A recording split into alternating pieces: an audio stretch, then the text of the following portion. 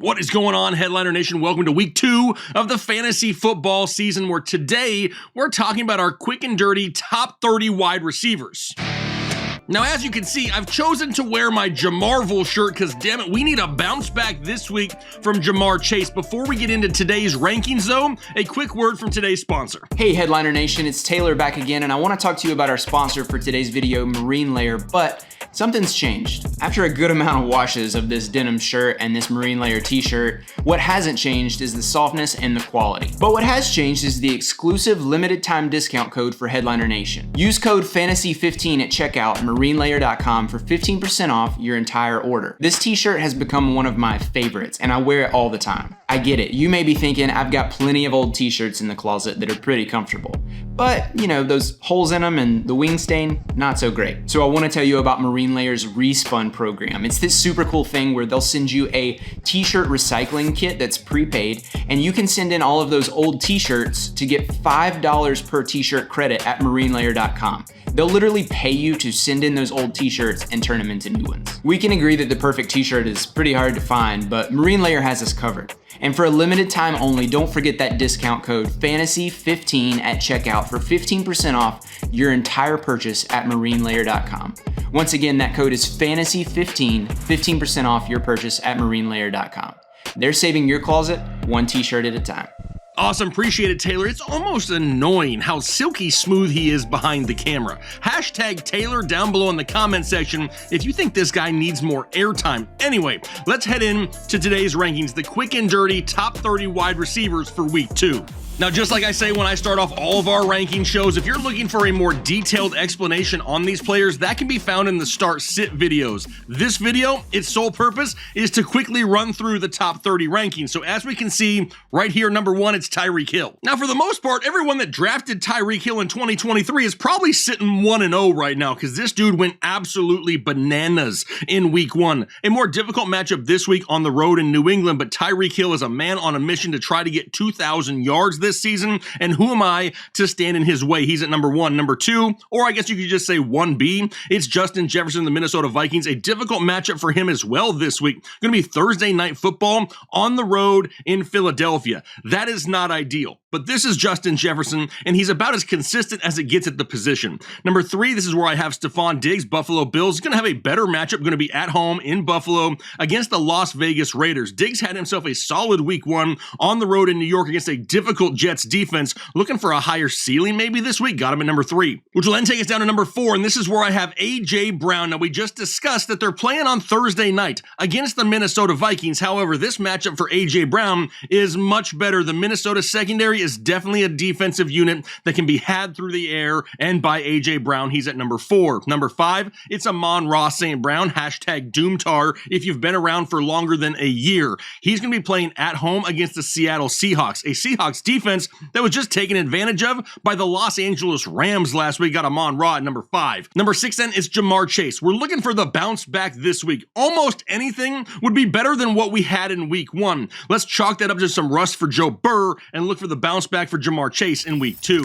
Number 7 then is going to be Calvin Ridley, Jacksonville Jaguars. A matchup this week, going to be at home in Jacksonville against the Kansas City Chiefs. It is clear after only 1 week that Calvin Ridley is the number 1 in this offense, so he's going to be number 7 here this week. Number 8, Chris Olave of the New Orleans Saints, going to be on the road against the Carolina Panthers, a Panthers defense that is missing one of their starting defensive backs, J.C. Horn, so I got Chris Olave at number 8. Number 9 then is going to be Davante Adams, going to be on the road in Buffalo, which is not an ideal matchup to say the least, but at the time of this recording, we still don't know the availability of Jacoby Myers. If he cannot make it into the game this week, Davante Adams could see ridiculous targets, so he's sitting at number 9. Number 10 is Jalen Waddle. Miami Dolphins talked about this matchup already when we talked about Tyreek Hill going into New England. Jalen Waddle, one of those wide receivers that can definitely give you a huge fantasy day without needing huge volume, so he's at number 10. 11 is going to be Keenan Allen, the safest wide receiver in LA, and now they have a matchup going up against Tennessee, who's allowed like a bajillion and 12 points to opposing wide receivers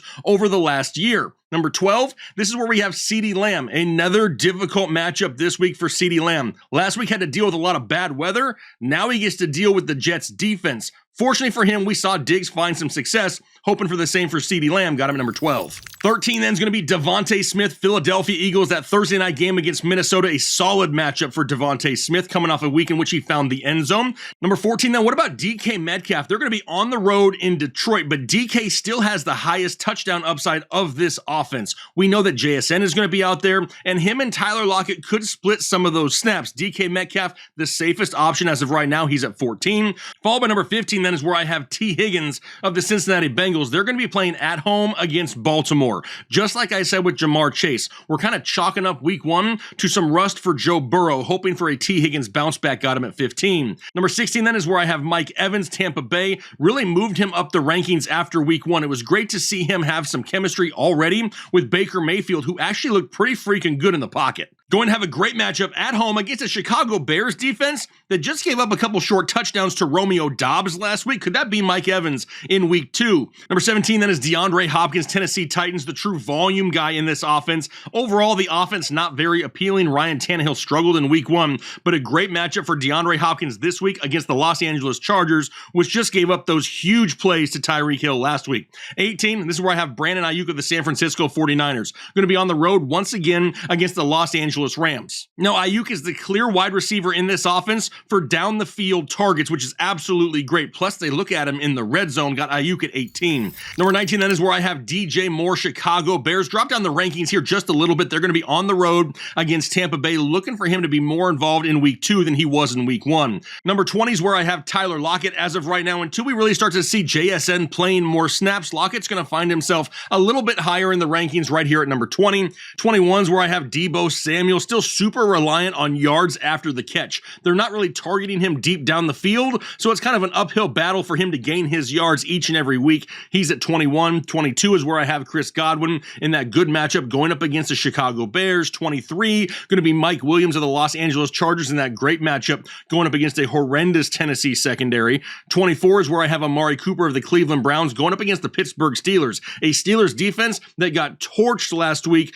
by Brock Purdy and the San Francisco 49ers. 25 going to be his opponent in that game. It's George Pickens, and if he's going to break out, now's the time to do it. No Deontay Johnson, and Pat Freiermuth is questionable to play, got Pickens at 25. 26 is where I have Zay Flowers, Baltimore Ravens. Could see a few of his targets go the way of Mark Andrews if he can find his way into the ball game this week, so got Flowers at 26. 27 is where I have Jahan Dotson, Washington Commandos, going to be on the road against the Denver Broncos. And the Broncos didn't look great last week against the Las Vegas Raiders. Both Jacoby Myers and Devontae Adams had solid days against them. Plus, we know Terry McLaurin's still not 100% healthy. 28, this is where I've dropped Garrett Wilson to, and honestly, he's continuing to drop, and by the time we get to the weekend, he may drop a little bit lower. A very difficult matchup for him this week going on the road against a Dallas Cowboys defense, which is one of the best in the league. 29 is where I have Christian Kirk of the Jacksonville Jaguars going to be at home against the Kansas City Chiefs. Now, if you're a member of this channel, you know that Kyle just dropped a film session on Christian Kirk, and we're not quite hitting the panic button just yet. And then number 30, this is where I have Michael Pittman. He could climb up these rankings probably as high as around 26 or so, going to be on the road in Houston. Houston's defense is a lot tougher to throw on than they are to run on, and that's why Michael Pittman finds himself a little bit lower. But just like I always do, I'm a man of the people. So I'm going to talk about a few guys that are just on the outside looking in. The first one is Christian Watson. Now, obviously, if he's 100% healthy, he's going to climb these rankings pretty quick. The problem is, as of right now, not 100% healthy, just like his teammate Romeo Doubs. Found the end zone twice last week, but not something we can count on every week. Had he not gotten those touchdowns, it would have been a woof day for your fantasy lineup. But until he gets healthy, we just know he's not playing a full set of snaps. What about Michael Thomas? Seems to kind of be the quote-unquote reliable type receiver in this Saints offense because they're continuing to go down the field to Chris Olave and Rashid Shaheed. Michael Thomas, another name to consider. What about Gabe Davis? A lot of risk with Gabe Davis. But if the Bills are looking to right the ship in a better matchup here this week, I can see a Gabe Davis big play somewhere on the board. It is super risky. This is the type of wide receiver that will score you 4 points or 24 points, really nothing